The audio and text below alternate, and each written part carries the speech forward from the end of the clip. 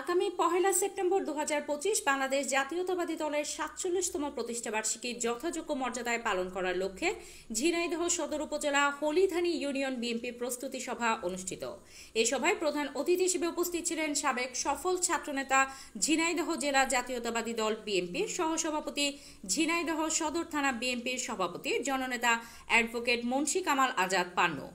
বিশেষ অতিথি হিসেবে উপস্থিত ছিলেন ঝিনাইদহ সদর উপজেলা বিএনপির সিনিয়র সহসভাপতি মোহাম্মদ জাহিদ জোদ্দার, ঝিনাইদহ সদর থানা বিএনপির সাংগঠনিক সম্পাদক জিয়াউল ইসলাম ফিরোজ। উপস্থিত ছিলেন ঝিনাইদহ সদর থানা যুবদলের যুগ্ম আহ্বায়ক মোজাম্মেল হোসেন মোজাম।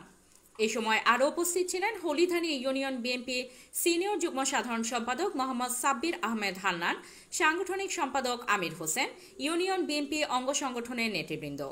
উক্ত প্রস্তুতিমূলক সভার সভাপতিত্ব করেন হলিধানী ইউনিয়ন বিএনপির সিনিয়র সহসভাপতি মোহাম্মদ আলমগীর হোসেন আলম।